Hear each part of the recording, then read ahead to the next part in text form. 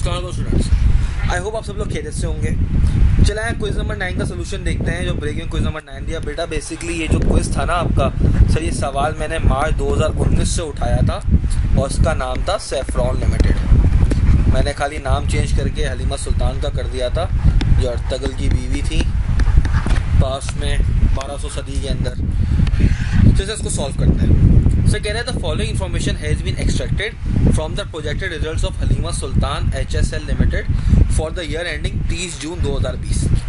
Sir 30 June 2020 का हमें कुछ डेटा दिया है। इसने कहा सर सेल्स मेरे पास 160 मिलियन की, कंट्रीब्यूशन मार्जिन था सर 30% का, और सर मार्जिन ऑफ सेफ्टी थी 25% की। सर कह रहा है information for the next year ending 30 June 2021।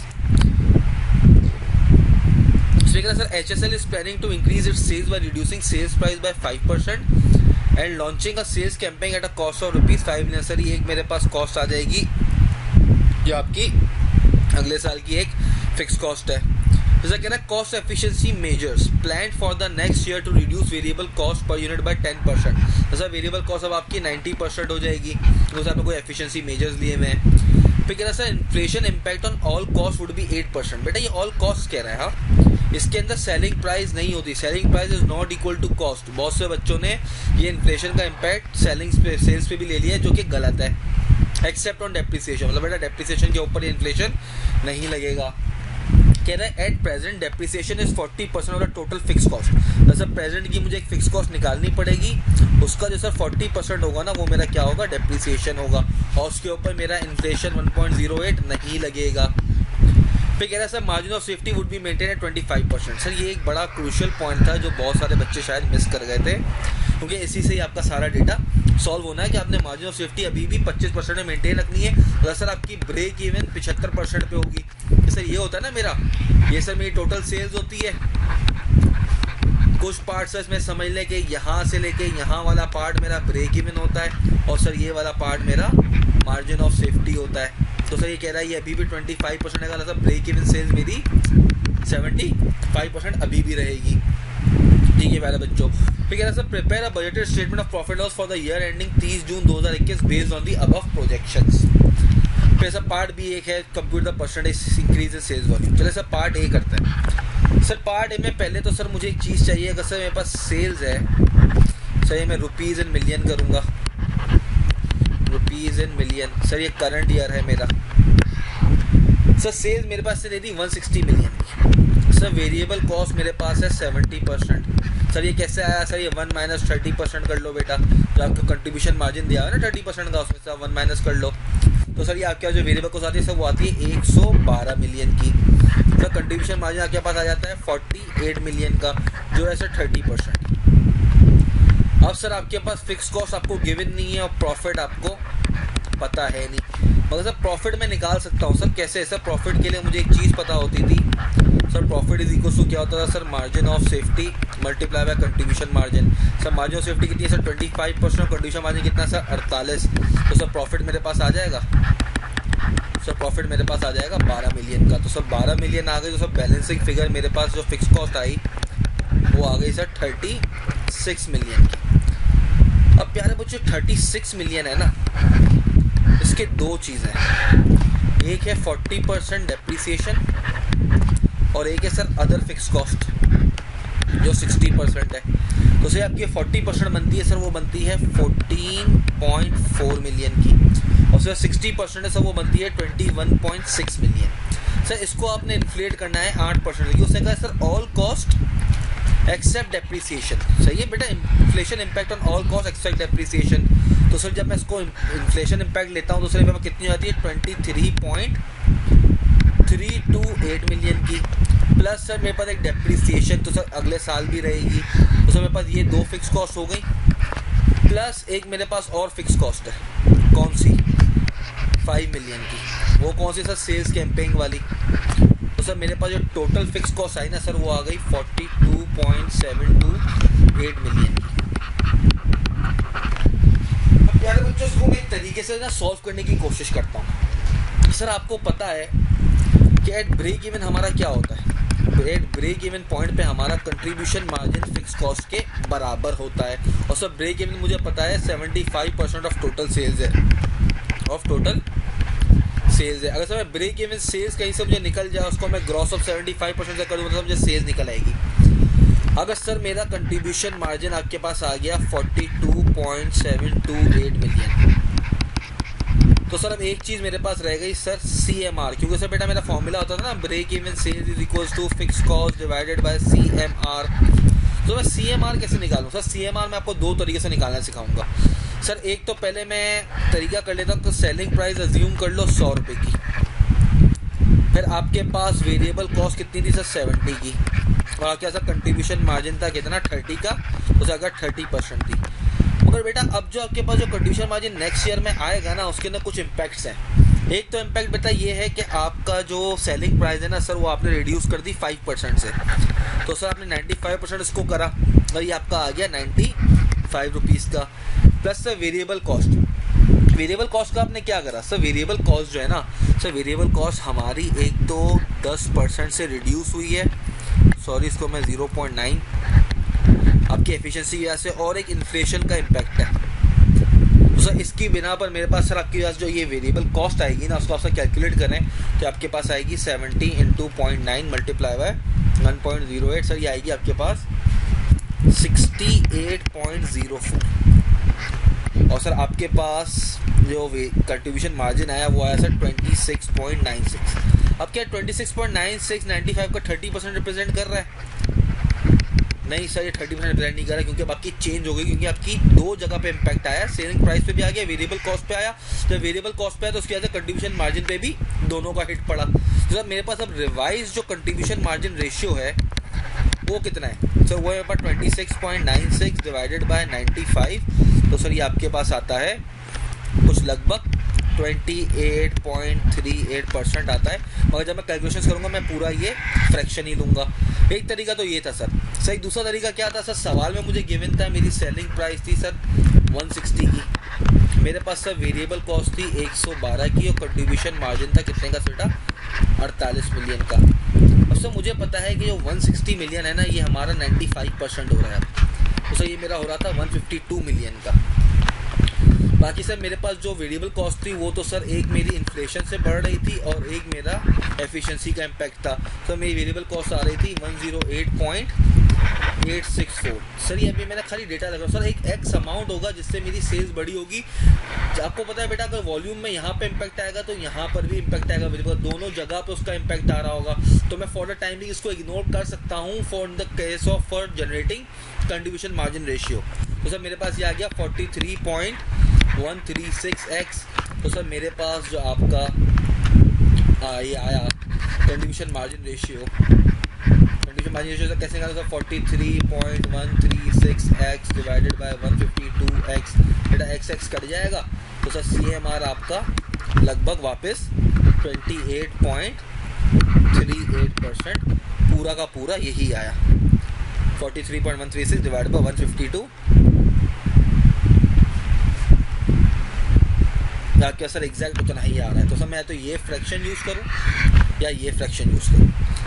अब सर मुझे पता है क्या ये चीज़ मुझे मिल गई, फ्रैक्शन मिल गया। अब सर ब्रेक इवन सेल्स निकाल लूँ? जी सर निकालना है सर। ब्रेक इवन सेल्स अब कैसे निकलेगी सर? फिक्स कॉस्ट मेरे पास कितनी थी सर? वो मेरे पास थी 42.728, सर ये रही यहाँ से आ रही है, डिवाइडेड बाय फ्रैक्शन सर कौन सा चले सर? मैं ये वाला फ्रैक्शन ले लेता हूँ, 43.136 डिवाइडेड बाय 152। तो सर मेरे पास ब्रेक इवन सेल्स जो आई वो आई सर 150.56 मिलियन। बेटा जो ब्रेक इवन सेल्स है ना सर, ये मेरा 75% रिप्रेजेंट कर रहा है, क्योंकि सर मार्जिन ऑफ सेफ्टी मैंने अभी भी 25% पर रखनी है। तो सर अगर मैं इसको ग्रॉस अप कर लूँ सर, मेरे पास टोटल सेल्स जो है ना, जो आंसर सर मेरा कैलकुलेटर पे आया हुआ था, मैं उसी को डिवाइड बाय 0.75 करूँ तो मेरे पास टोटल सेल्स आ गई 200.75 मिलियन की। तो सर मेरे पास जो नेक्स्ट ईयर है ना, नेक्स्ट ईयर बेटा मेरे पास जो सेल्स आई सर वो आ गई 200.75 मिलियन की। सर वेरिएबल कॉस्ट मेरे पास कितनी होगी सर? वेरिएबल कॉस्ट मेरे पास आसान है सर, 1 माइनस वही मैं फ्रैक्शन माइनस कर दूं, कौन सा था सर? 42, ताकि सर मेरा वेरिएबल कॉस्ट की परसेंटेज आ जाए 43.136।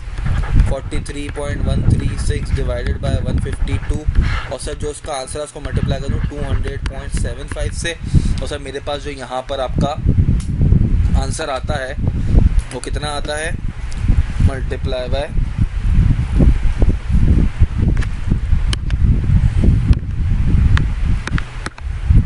सर मेरे पास आ जाता है 143.78 मिलियन लगभग। तो सर मेरे पास जो कंट्रीब्यूशन मार्जिन है वो कितना है सर, वो अब है सर 28.38% ऐसे ही लिख रहा हूँ। तो सर मेरा कंट्रीब्यूशन मार्जिन आता है 56.97% का मिलियन का। अब सर मेरे पास क्या गया फिक्स कॉस्ट, और फिक्स कॉस्ट तो मैंने निकाली हुई थी सर वो कितनी थी 42.728। तो सर 73 कर लेता हूँ, ये सर मैं 3 राउंड फिगर्स चल रहा हूँ अभी यहाँ पे। तो मेरा जब प्रॉफिट आएगा सर वो कितना आया 200.75 आपका 56.97 माइनस कर दें सर 42.73 तो सर आपके पास आ गया 14.24 मिलियन का। तो सर ये आपका था पार्ट ए का आंसर। बाकी ये आपकी चीज़ें हैं जो आपने उठा के वहीं डाल देनी। ठीक है सर, ये मेरी चीज़ हो गई। अब सर पार्ट बी में सर कह रहा था कि compute the percentage sales increase in sales volume. अब बेटा एक चीज़ बताओ मुझे, बहुत सारे बच्चों ने जो ना ये हरकत करी है पार्ट बी के अंदर, क्या परसेंटेज इंक्रीज के लिए उन्होंने क्या करा 200.75 माइनस 160 डिवाइडेड बाय 160। बेटा ये गलत है। क्यों गलत है सर? सर ये 200.75 है ना, इसके अंदर सर दो चीज़ों का इम्पैक्ट है। किस किस चीज़ का सर? एक तो वॉल्यूम मेरा इंक्रीज हुआ होगा, दूसरा प्राइस का। क्यों सर? ये प्राइस के अंदर सर क्या सिर्फ 5% डिक्रीज की है ना मैंने, तो सर मैं कैसे इनका इम्पैक्ट निकाल सकता हूँ? सर ये 160 तो एक जबकि बेस है, ये तो 95% नहीं है ना, ये तो सर 100% पे थी। आपने इस साल पे आने के लिए उसको 5% डिस्काउंट किया, तो सर हमेशा लाइक टू लाइक कंपेयर होता है। Sir like to like compare होगा, इसका क्या मतलब?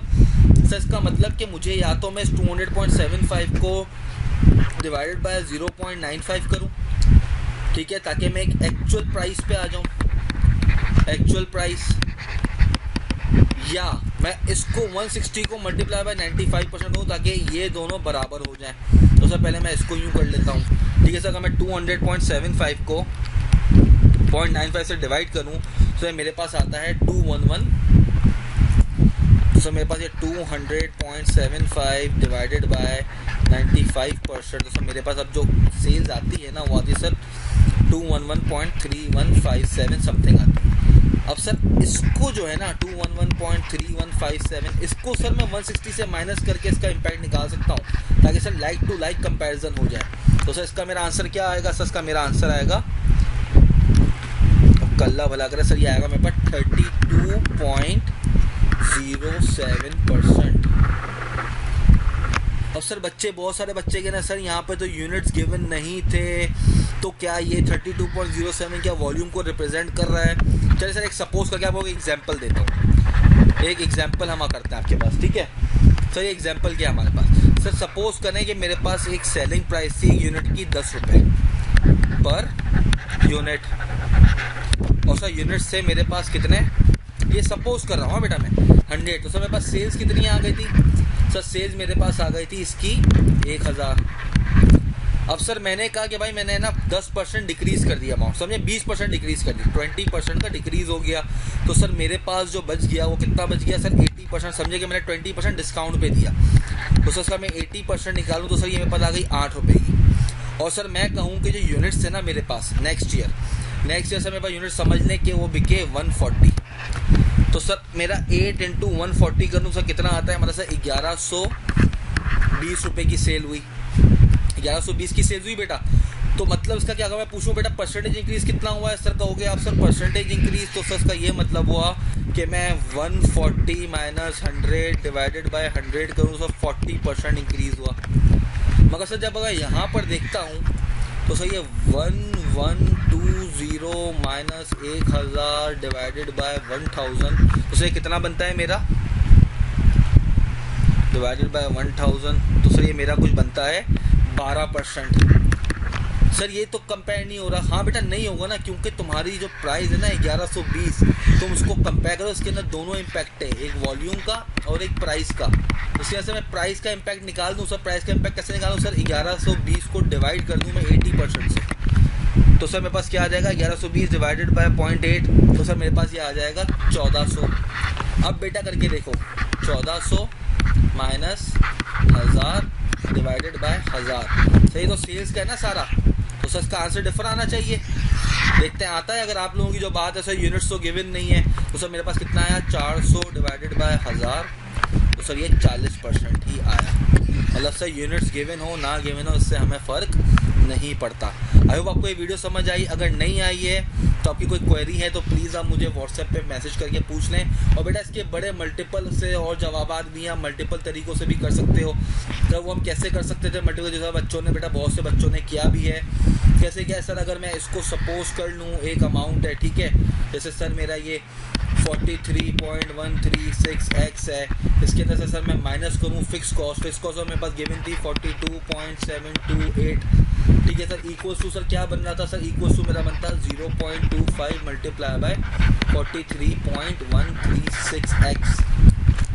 क्यों सर, क्यों बनता सर, ये मल्टीप्लाई है क्योंकि सर 25% आपकी मार्जिन ऑफ सेफ्टी थी, ठीक है। उसको आपको इससे CM से मल्टीप्लाई करते तो आपका आएगा सर, इस तरह आप x की वैल्यू निकाल सकते हैं। ये आपका एक बैलेंसिंग फिगर हो जाएगा जो आपकी एक्चुअल फिगर होगी। इस तरह भी बेटा आपका एक x की वैल्यू निकल जाती है, फिर x को उनसे से मल्टीप्लाई करते हैं। बेटा मल्टीपल तरीक़ों से आप ये आंसर सॉल्व कर सकते हो।